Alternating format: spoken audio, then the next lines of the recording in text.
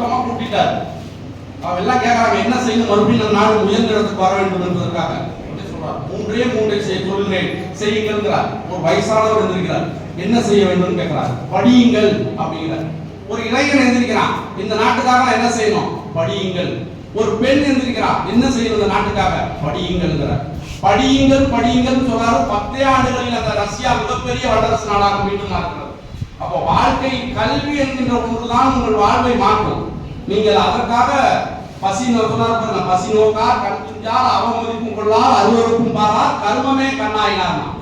உன்னுடைய இலக்கு நம்ம கேலி பண்ணுவான், கிண்டல் பண்ணுவான், வறுமையில் இருக்க ஆடை நமக்கு சரியில்லாம இருக்கலாம், இன்னைக்கு சாப்பாடு இல்லாம இருக்கலாம், இது எதையுமே தலைப்பு செய்யாது.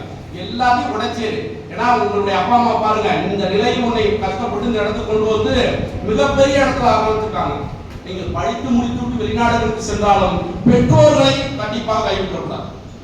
இறுதியாக இந்த செய்தி முடிச்சு சொல்றேன். மணிகண்டன் என்கின்ற ஒரு வாழ்க்கையில் நடந்தது. அவன் என்ன பண்றான், அவங்க அம்மா வந்து ஒன்றரை கண்ணு கிடையாது, கல்லூரியில படிக்கிறாங்க. அப்போதைக்கு அவங்க அம்மா சாப்பாடு கொண்டு வராங்க. எல்லா பேரும் ஒத்த கண்ணுக்காரி அங்க இருக்க பிள்ளைகள் எல்லாம் கேலி பண்றாங்க. கிழிந்த ஆடை, வெளிந்த தேவம், வறுமையில் விளிம்பு இருக்கக்கூடிய குடும்பம். அப்ப வந்தோடனே நமக்கு அந்த கல்லூரி பருவத்தில் அவமானமா இருக்கும். உன்னை யாருங்க சாப்பாடு கொண்டு வர சொன்னா, என்ன அவமானப்படுத்தி யாரும் சாப்பாடு தூக்கி அடிச்சாங்க கீழே. இப்ப எல்லாம் சாப்பாடு செலவுது. அந்த அம்மா கண் கலங்கிட்டு பொறுக்கிட்டு போயிடுறாங்க. இவன் படிச்சு முடிச்சிடறான், உயர்ந்த இடத்துக்கு போயிடறான், வெளிநாட்டுக்கு வேலைக்கு போயிடறான். அவனுக்கு என்னன்னா தாய் புத்தகனா இருக்கனால கேள்வி பண்றாங்க. இப்படி இருக்கிறதால நம்ம வந்து அவங்க வெளியில கூட்டிட்டு போக கூடாது.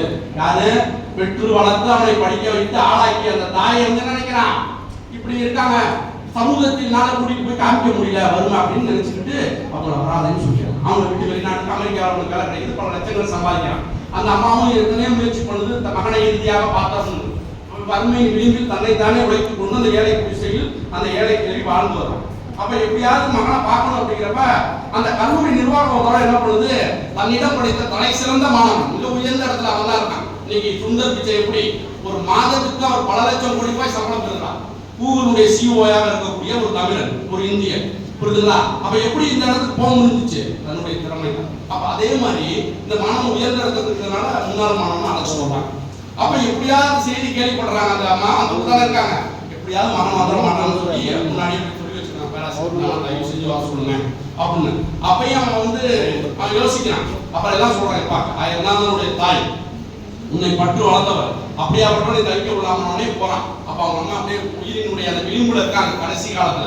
அப்போ ஒரு கடிதத்தை கொடுக்குறாங்க, தம்பி இந்த கடிதத்தை உனக்கு பல முறை இந்த கடிதத்தை வச்சிருந்தேன், இதை நான் இறந்த பின்பு நீ படிச்சிருப்பேன்னு நினைச்சேன், ஆனா என்னை பார்க்க வந்து தப்பான்னு சொல்லி அந்த கடிதத்தை எடுத்து கொடுக்குறாங்க. அதை படிக்கிறாங்க.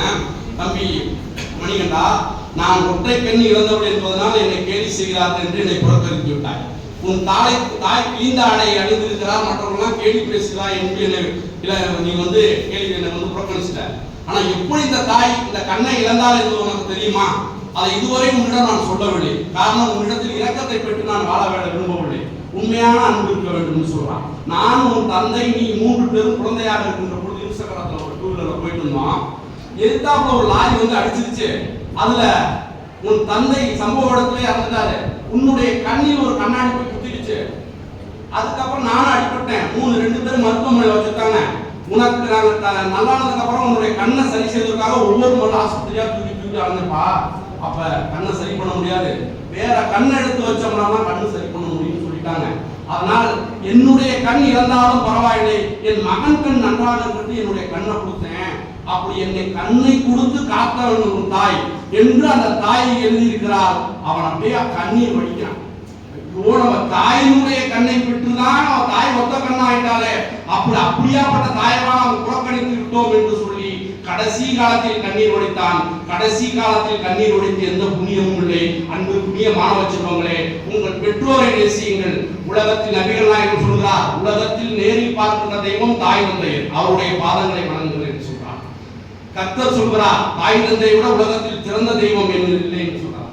நம்முடைய தமிழ் இலக்கியங்கள் சொல்கிறது, மாதா பிதா குரு தெய்வம், அன்னையும் பிதாவும் முன்னறி தெய்வம் என்று சொல்கிறார். சொல்கிறார்கள்.